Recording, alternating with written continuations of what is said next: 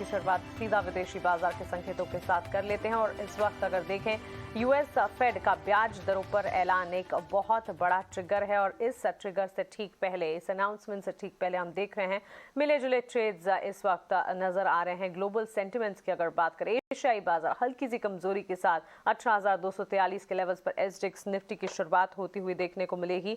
इसके अलावा अगर आप देखेंगे निक्केई में करीब 22 अंकों की गिरावट हम देख चुके हैं। साउथ कोरिया के महंगाई के आंकड़े अक्टूबर को जो हैं वो 5.7% पर आते हुए दिखे, जबकि अनुमान 5.6% का था, तो इसका एक इम्पैक्ट है जो कि आता हुआ दिखा। करीब 1-1.5% की तेजी के साथ इन मार्केट्स में ट्रेड्स जो हैं इस वक्त आप देख पाएंगे। लेकिन बीती रात अमेरिकी बाजार में यूएस फेड के ब्याज दरों के फैसले से पहले हमने एक डाउन ट्रेंड देखा, कमजोरी के साथ ट्रेंड नजर आए। डाउ जोन्स में करीब 80 अंकों की गिरावट देखने को मिली, करीब 1% टूटकर अब लाल निशान के साथ क्लोजिंग डाउ की रही। वहीं नैस्डैक और एसएनपी में भी बिकवाली का दबाव, करीब 100 अंकों की गिरावट नैस्डैक में और एसएनपी भी लाल निशान के साथ ही क्लोज होता हुआ देखने को मिला। यूएस फेड की तरफ से ब्याज दरों की अनाउंसमेंट्स की अगर बात करें, 75 बेसिस पॉइंट्स की एक्सपेक्टेशंस हैं। फेड चेयर जेरोम पोवेल की ब्याज दरों को लेकर, महंगाई को लेकर कमेंट्री क्या आती है, इस पर हमें नजर रखनी होगी। और इसके अलावा नतीजों के लिहाज से भी आज कई सारी कंपनियां हैं जो कि ग्लोबल नंबर्स ग्लोबल मार्केट्स में पेश करेंगी। ग्लैक्सोस्मिथक्लाइन, पैरामाउंट, यम ब्रांड्स के नंबर्स आज के दिन आते हुए दिखेंगे। आइए यूरोपीय बाजार का रुख करते हैं। यूरोपीय बाजार में हमने देखा कल के सेशन में मजबूती के साथ ट्रेड्स देखने को मिले। रिवर्स ऑक्शन में बैंक ऑफ इंग्लैंड ने रिकॉर्ड कीमत हासिल की, तो ये कुछ संकेत यूरोपीय बाजार से। और अन्य संकेत की अगर बात करें, कच्चे तेल की चाल, एनर्जी पैक में हम देख रहे हैं बढ़त के साथ ट्रेड। ब्रेंट ऑलमोस्ट $96 बैरल के आसपास ट्रेड करता हुआ नजर आएगा। फेड बैठक से पहले विदेशी बाजार में सोना जो है करीब 1650 के पार ट्रेड करता हुआ नजर आ रहा है और फेड बैठक से ही पहले डॉलर इंडेक्स में 111 के ऊपर के लेवल्स आप देख पाएंगे। यूएस 10 ईयर बॉन्ड यील्ड जो कि 4.05% इन्हीं लेवल्स के आसपास इस वक्त नजर आएगी। और क्रिप्टो की अगर बात करें, यहाँ पर एक अपटिक है, $20,500 के लेवल्स के पार ये ट्रेड करता हुआ दिख रहा है। तो यूएस फेड का ब्याज दरों पर क्या फैसले निकल कर आते हैं, इस पर खास नजर है। और इस सेंटिमेंट, इस ट्रिगर से ठीक पहले हम देख रहे हैं कि एक कंसर्न या कह सकते हैं कि सतर्क कारोबार जो है ग्लोबल बाजार की तरफ से आता हुआ इस वक्त दिख रहा है।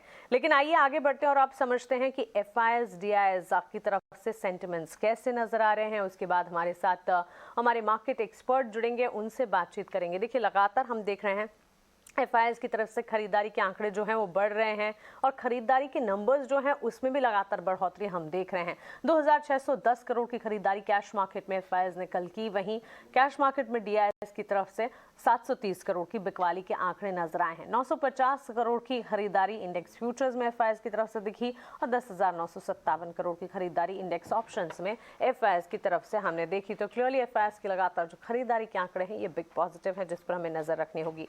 आइए आगे बढ़ते हैं और अब हमारे साथ मार्केट एक्सपर्ट जुड़ रहे हैं, उनसे बातचीत कर रहे हैं।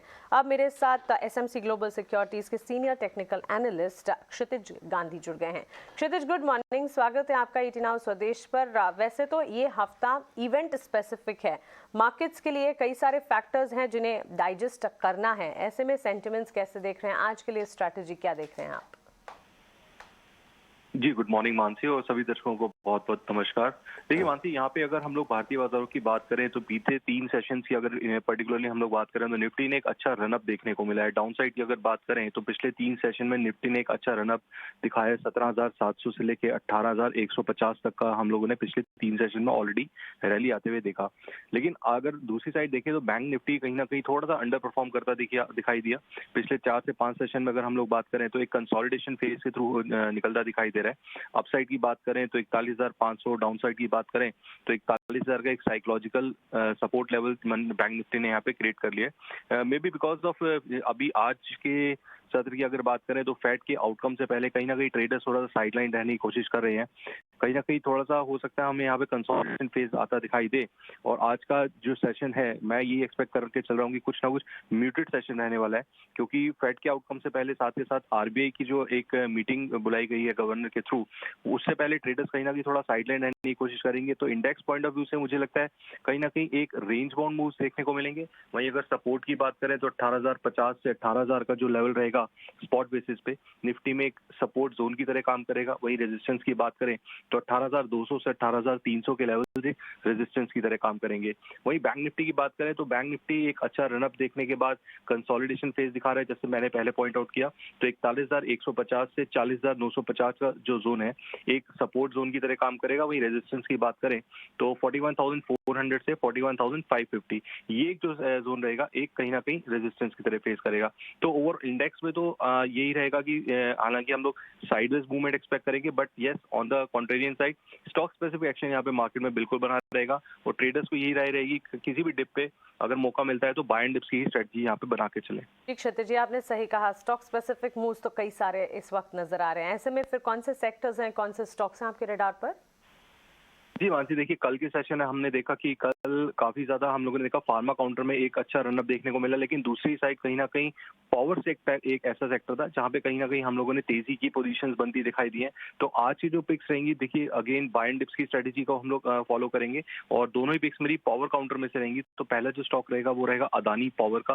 देखिए अगर हम लोग टेक्निकल सेटअप पे बात करें तो अदानी पावर ने एक अच्छा प्रॉफिट बुकिंग देखा है। पिछले बीते कई हफ्तों में स्टॉक 420 के लेवल से फिसलता हुआ 350 के लेवल पे यहाँ पे आता दिखाई दिया, लेकिन कल के सेशन में अच्छे वॉल्यूम्स के साथ एक सिमेट्रिकल ट्रायंगल ब्रेकआउट देखने को मिला है डेली चार्ट के ऊपर। तो मुझे लगता है इतने पुल बैक आने के बाद जिस तरह की पोजीशंस कल मार्केट में बनती दिखाई दी है अदानी पावर में, ये एक रनअप रैली कंटिन्यू करेगा करंट लेवल से।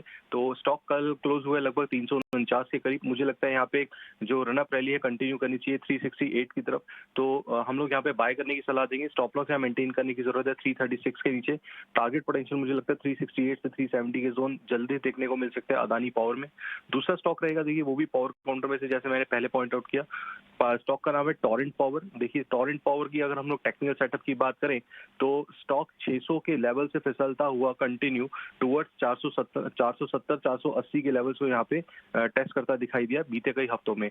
अब करंट लेवल्स पे स्टॉक ने एक राउंडिंग बॉटम पैटर्न डेवलप किया है, जिसको हम लोग technically cup and handle pattern breakout भी यहाँ पे बात करते हैं। तो cup and handle pattern breakout आने के बाद यहाँ पे मोमेंटम कैरी रहने की बिल्कुल प्रोबेबिलिटी बढ़ जाती है। तो स्टॉक ने जैसे कल क्लोजिंग दिया 518 की, यहाँ पे लॉन्ग प्ले करने की सलाह रहेगी 505 रुपए के स्टॉप लॉस के साथ। टारगेट पोटेंशियल यहाँ पे 540 के निकल के आते हैं। तो दोनों ही पिक्स मेरी पावर सेक्टर्स रहेंगी, पहला टोरेंट पावर, दूसरा अदानी पावर। क्षितिज, शुक्रिया आपका हमारे साथ जुड़ने के लिए, मार्केट पर अपनी एनालिसिस और स्टॉक स्पेसिफिक रिकमेंडेशंस भी हमारे साथ शेयर करने के लिए।